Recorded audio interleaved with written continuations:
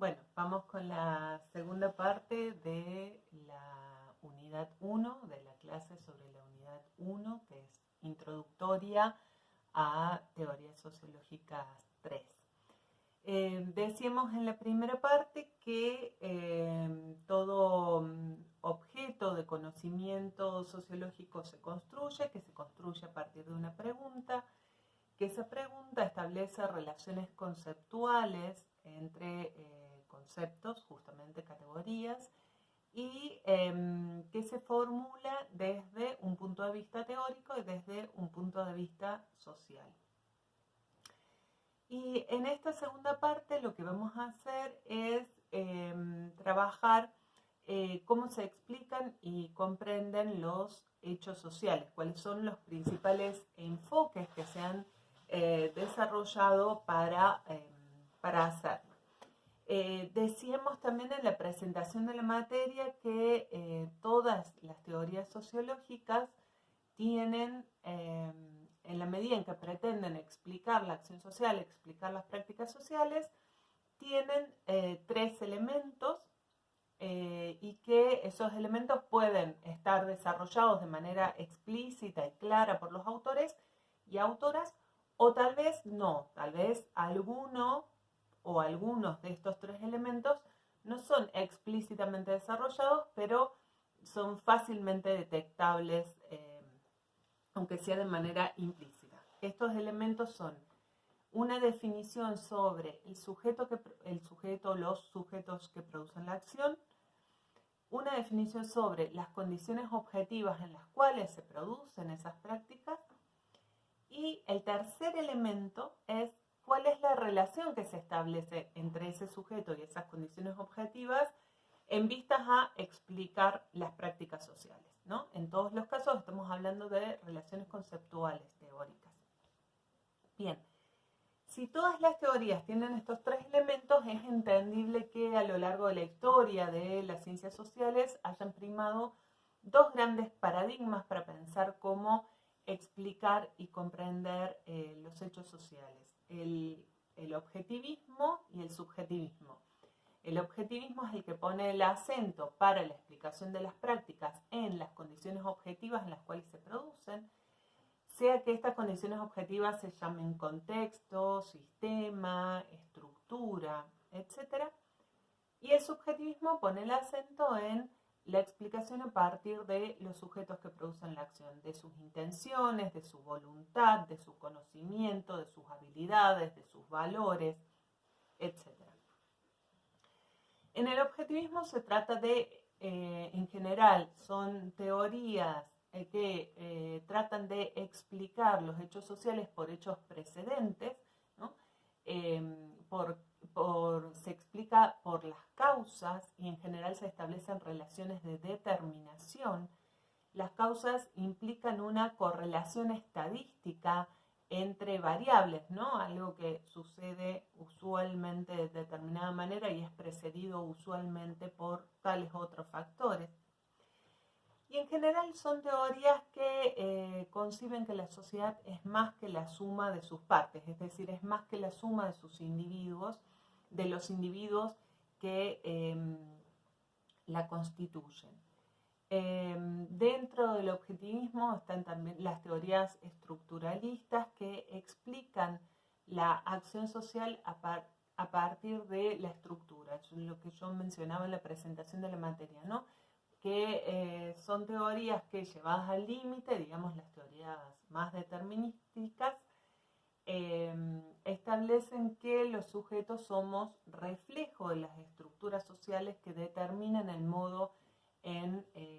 que nos vamos a comportar y que esto sucede de manera independiente a nuestra conciencia y de manera independiente también a nuestra voluntad como sujetos. En cambio, desde las teorías más subjetivistas que ponen el acento más en la acción de los sujetos, se explican más bien por la intencionalidad que tuvieron los sujetos, es decir, son teorías más bien teleológicas de la orientación subjetiva que se le da a la acción y que en general piensan o conciben que solo los individuos son reales, que los hechos sociales o los fenómenos sociales solo son explicables por la suma de las acciones individuales. Digo, todo esto llevado a los extremos. Como yo decía en la presentación de la materia, a las teorías las podemos ubicar como en un continuo entre un extremo y el otro extremo, ¿no? Y hay otra cuestión que es importante en esta línea de teorías sociológicas, que es que conciben que lo social se comprende y se conoce a partir de acceder a las representaciones y concepciones que de lo social hacen los propios sujetos que participan, ¿no? Y de esta manera Bourdieu también ironiza con esto y dice que la ciencia social termina convirtiéndose en un informe de informes o construcción de construcciones, ¿no? Porque no hay una separación entre la ciencia social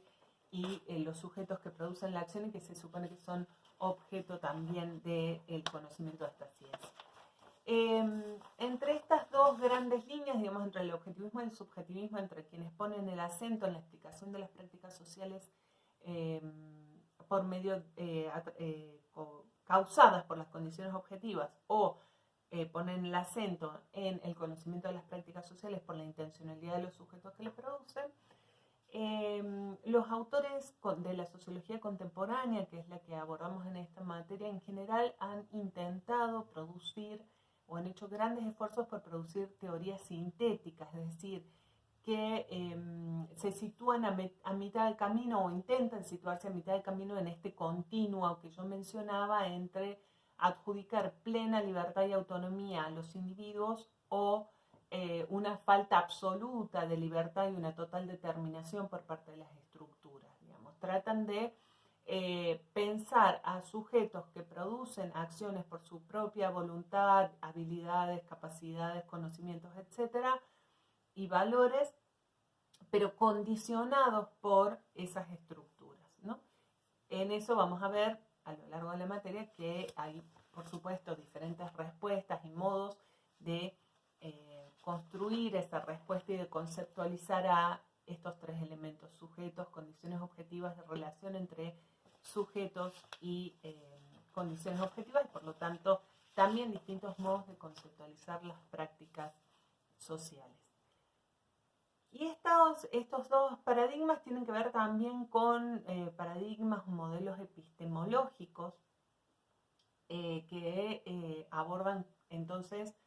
cómo se comprenden o explican las prácticas sociales, y son estos dos los grandes modelos, ¿no? El de la explicación y el de la comprensión. El de la explicación, que establece causas y regularidades que hacen previsibles a las prácticas sociales, en tanto las prácticas son, en la medida en que son determinadas por las estructuras, son reiterables y en general además son cuantificables y son susceptibles de establecer correlaciones estadísticas, como mencionaba hace un momento, porque son resultado de la necesidad que se impone a los sujetos, ¿no? Entonces aquí se establecen relaciones de causa-efecto, de predictibilidad, y se fundan siempre en elementos comprobables. Y el paradigma de la comprensión, que por el contrario lo que trata de captar son las conexiones de sentido que se incluyen en la acción social entre acontecimientos singulares,